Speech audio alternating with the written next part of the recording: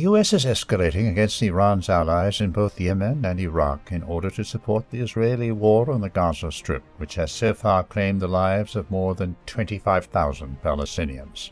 On January 23rd, the U.S. and the United Kingdom, with support of other allies, carried out a large-scale aerial attack against the Houthis in Yemen.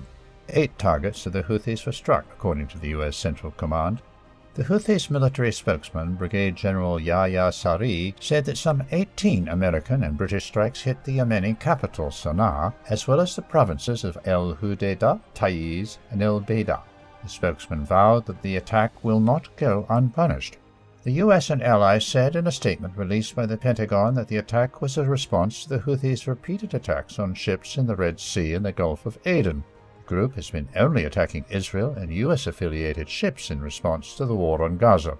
January 24th, the U.S. announced another wave of strikes against Yemen, allegedly targeting 2 missile launches of the Houthis.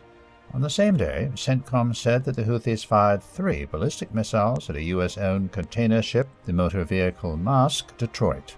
The command claimed that 2 of the missiles were intercepted by U.S. warships and the 3rd missed its target. However, the Houthis later announced that they had engaged U.S. vessels with missiles in a 2-hour battle and damaged a warship. Meanwhile, in Iraq, the U.S. launched on January 24th strikes against the Iranian-backed Kataib Hezbollah, a faction of the officially recognized Popular Mobilization Forces and an alleged part of the Islamic resistance in Iraq. The strikes were carried out in 2 sites in western Iraq, including El Qaim, as well as Chirf el-Sakhar. According to CENTCOM, the strikes targeted headquarters, storage, and training locations for the rocket, missile, and one-way attack UAV capabilities of Kataib Hezbollah. An Iraqi fighter was killed and 2 others were wounded. Kataib Hezbollah spokesman Jafar el-Husseini vowed that attacks on U.S. forces will continue.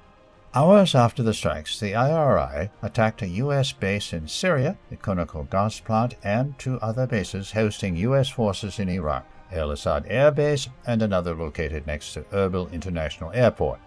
Overall, the U.S. appears to be willing to escalate against Iran's allies in Yemen, Iraq, and any other country in order to support the Israeli war on Gaza. However, the factions of the Axis of Resistance remain unfazed by U.S. attacks.